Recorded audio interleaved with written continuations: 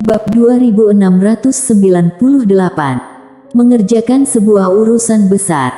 Wanita lemah lembut. Di arena, semua orang terlihat sangat aneh. Di samping, Mileye mengerutkan kening. Dia juga merasa bahwa masalah ini agak aneh. Menurut logika, orang yang dipilih oleh Quincy pasti tidak akan memiliki keterbelakangan mental, tetapi Wilgos Zhao ini sangat tidak normal. Orang ini bermasalah. Pada saat ini, Quincy tiba-tiba berkata, "Penjaga." Selesai bicara, seorang lelaki tua berjubah hitam tiba-tiba muncul tak jauh dari Mileye. Alam Dewa Kuno Agung. Quincy hendak berbicara, ketika gunung di belakangnya tiba-tiba bergetar. Quincy menoleh segera, dan setelah beberapa saat, ada kilatan kegembiraan di matanya, dia akan naik. Pada saat ini, dia sepertinya teringat sesuatu, berhenti lagi, lalu menoleh untuk melihat tetua berjubah hitam itu. Mulai sekarang, semua orang di Dongchang harus mendengarkan perintah Tuan Muda Ye dan selidiki masalah ini secara menyeluruh. Tetua berjubah hitam membungkuk dalam-dalam. "Baik." Quincy memandang Mileye. "Seseorang berani berkomplot melawanmu dan aku. Latar belakangnya tidak kecil. Kamu harus berhati-hati." Mileye buru-buru berkata, "Bagaimana denganmu?" Quincy berkedip, "Aku akan sibuk untuk sementara waktu, dan aku akan menemuimu setelah selesai. Hati-hati." Selesai bicara, dia berbalik dan menghilang ke kejauhan. Mileye benar-benar tidak berdaya.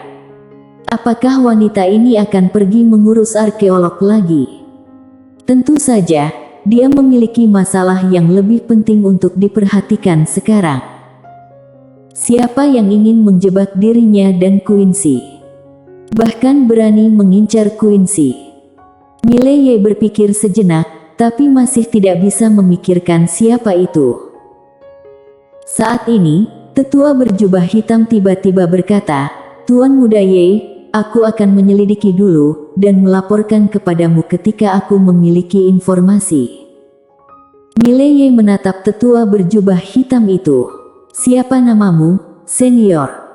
Tetua berjubah hitam buru-buru berkata, "Jangan memanggilku senior, Tuan Muda Ye bisa memanggilku Gozal." Mileye mengangguk. "Gozal, kamu dari Dongchang?" Tetua berjubah hitam mengangguk sedikit. "Iya." Mileye sedikit penasaran. "Apa itu Dongchang?" Gozal berkata, "Sebuah organisasi rahasia yang didirikan oleh ketua paviliun, dengan sekitar 36 anggota, semuanya ada di dunia puluhan ribu surgawi. Misi kami adalah untuk mengawasi semua ketua cabang paviliun Xiangbao untuk melihat apakah mereka melanggar hukum." Mendengar kata itu, ekspresi Mileye membeku. Quincy ini agak ganas. Namun itu hal yang normal. Quincy tidak punya banyak tangan dan kepala. Dia tidak bisa mengelola semua cabang. Kalau dia tidak mengurusi untuk waktu yang lama, beberapa orang mungkin akan membuat kacau. Bagus juga kalau ada yang mengawasi. Seolah teringat sesuatu, Mileye bertanya lagi, 36 orang, apa tingkatan alam mereka semua?" Gozal berkata, "Alam Dewa Kuno Agung." 36 alam Dewa Kuno Agung. Mileye mengacungkan jempol. "Luar biasa. 36 alam Dewa Kuno Agung." Mileye masih sedikit kaget, berapa banyak rahasia yang dimiliki wanita kaya ini yang masih belum dia ketahui. Gozal berkata lagi, "Tuan, pihak lain berani menargetkan ketua paviliun dan kamu. Itu pasti memiliki latar belakang yang besar. Aku telah menghubungi 2 penjaga dewa Dongchang terdekat. Mereka akan tiba di sini dalam setengah hari. Harap berhati-hati, Tuan." Mileye mengangguk. "Aku mengerti." Gozal memberi sedikit hormat dan pergi dengan tenang. Mileye mengerutkan kening. Siapa orangnya?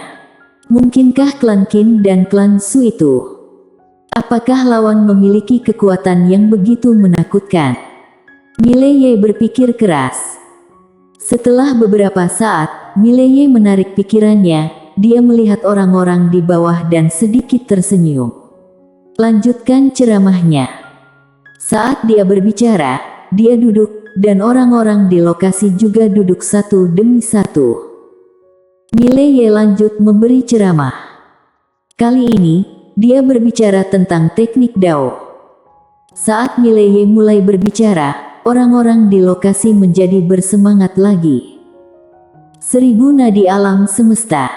Ini sangat sepadan.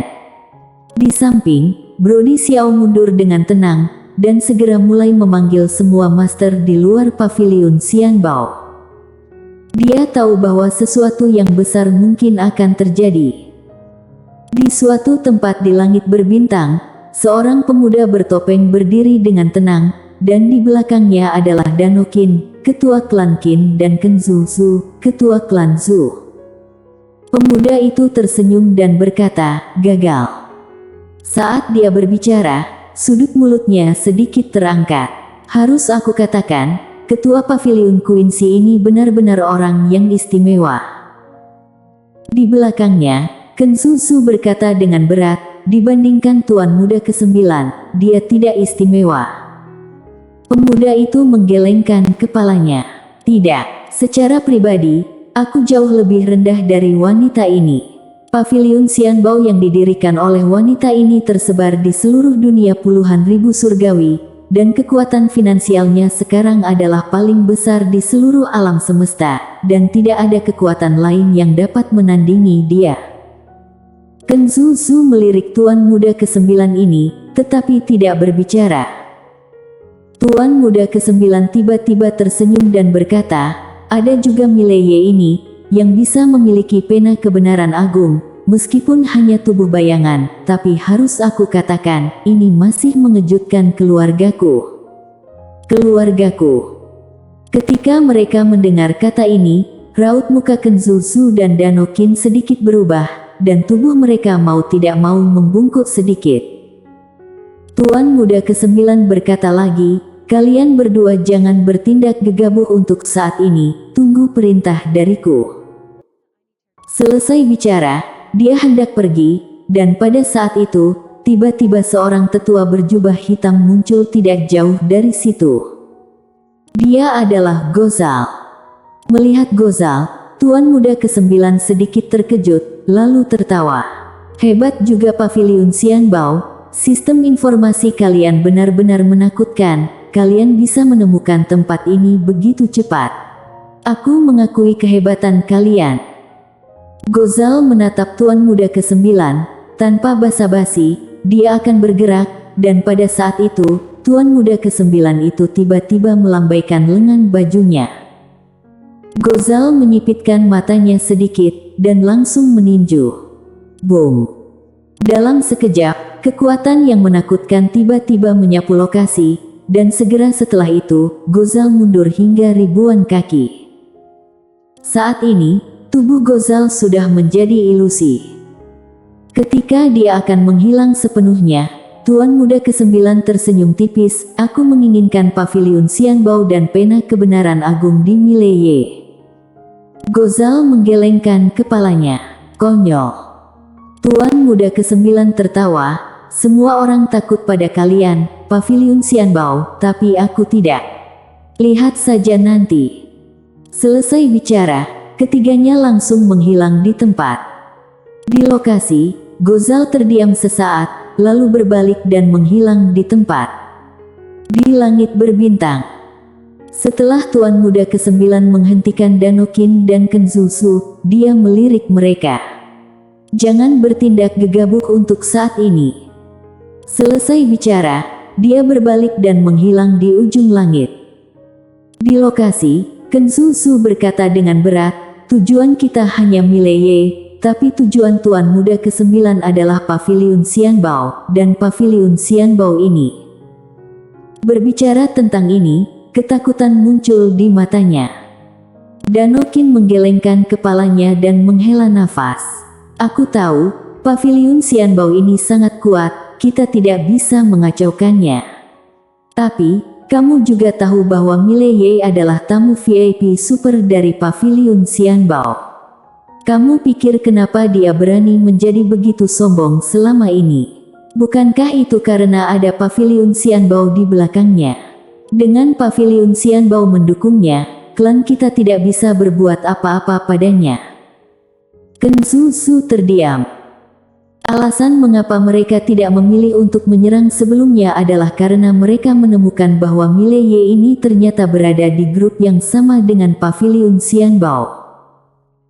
Dengan adanya paviliun Xianbao mendukung Mileye, mereka tentu saja tidak berani melakukan apapun, tetapi untungnya, kemunculan Tuan Muda ke-9 yang tiba-tiba memberi mereka harapan lagi. Mereka tidak tahu betapa seramnya keluarga Tuan Muda ke-9 ini, mereka hanya tahu bahwa ada 9 Master Alam Dewa Kuno Agung yang menjaga Tuan Muda ke-9 ini. Master Alam Dewa Kuno Agung sebagai penjaga. Bisa dibayangkan betapa mengerikannya keluarga di balik Tuan Muda ke-9. Jadi, mereka memutuskan untuk bertaruh.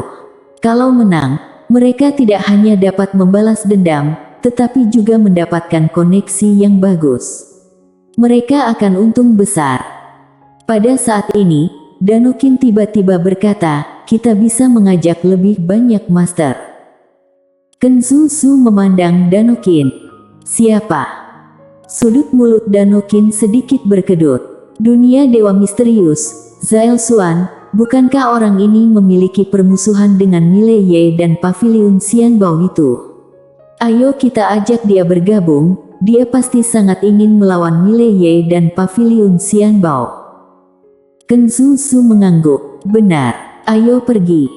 Selesai bicara, keduanya langsung menghilang di tempat. Paviliun Xianbao, ruang ceramah.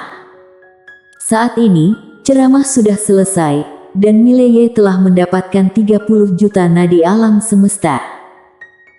Ditambah dengan 30 juta nadi alam semesta sebelumnya, kini dia telah mendapatkan 60 juta nadi alam semesta. 60 juta. Ini sangat menguntungkan. Namun, ketika dia memikirkan Akademi Guanxuan dan teknik pedang dan latihannya, dia pusing. Masih terlalu sedikit. Dia membutuhkan terlalu banyak uang. Mileye tiba-tiba menghela nafas. Dia seharusnya meminjam uang dari Quincy sebelumnya. Sebenarnya, dia ingin bertanya sebelumnya, tapi dia merasa sedikit tidak enak. Dia tidak bisa terus merepotkan Quincy. Sudah bagus Quincy memberikan kitab Dharma Sendao padanya. Kurang pantas meminta bantuan darinya, dia bukan istriku juga. Pada saat ini, Gozal itu tiba-tiba muncul di depan Mileye. Mileye menatap Gozal. Sudah berhasil ditemukan. Gozal berkata dengan berat, hanya klan Qin dan klan Zhu yang ditemukan, tetapi di belakang mereka ada seorang pria bertopeng. Identitas orang ini belum ditemukan. Klan Qin dan klan Zhu. Mileye terdiam sesaat, lalu berkata, seberapa kuat pria bertopeng itu? Gozal berkata dengan sungguh-sungguh. Sangat kuat, aku sepertinya tidak bisa mengalahkannya. Mileye menghela nafas. Dia tahu bahwa dia hanya bisa keren 3 hari. Lihat saja, master di atas alam dewa kuno agung sudah muncul lagi. Dia merasa pusing. Saat ini, Gozal berkata lagi, Tuan Muda Ye, kami akan berusaha keras menyelidiki. Selama periode ini, kamu harus berhati-hati, karena aku khawatir pihak lain akan menyerangmu.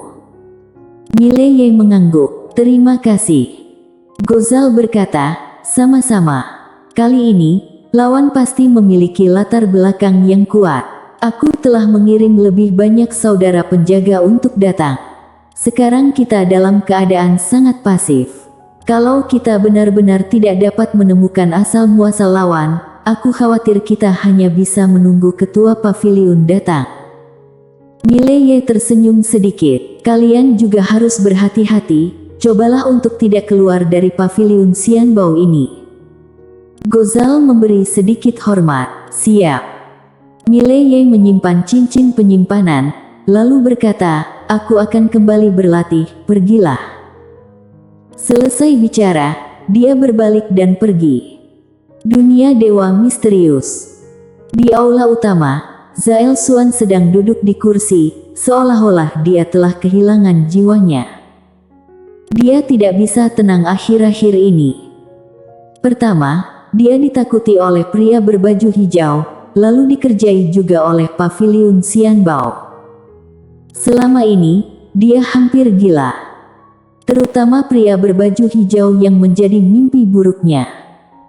Pada saat ini, seorang lelaki tua muncul di aula, dan lelaki tua itu memberi hormat sedikit.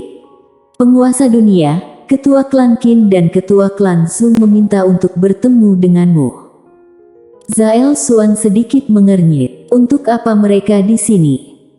Orang tua berkata dengan berat, mereka mengatakan ada sesuatu yang penting. Zael Suan terdiam sesaat, lalu berkata, biarkan mereka masuk. Pria tua itu memberi hormat sedikit dan melangkah mundur. Setelah beberapa saat, Ken Su dan Danokin masuk ke aula. Ken Su menangkupkan tinjunya. Penguasa dunia Zael Suan, kali ini aku di sini untuk mengundang kamu bergabung dengan kami dalam sebuah urusan. Zael Suan sedikit penasaran. Urusan apa? Ken Su menatap lurus ke arah Zael Suan. Membunuh Mileye. Mendengar kata itu, kaki Zael Suan tiba-tiba melunak dan dia hampir berlutut. Bersambung.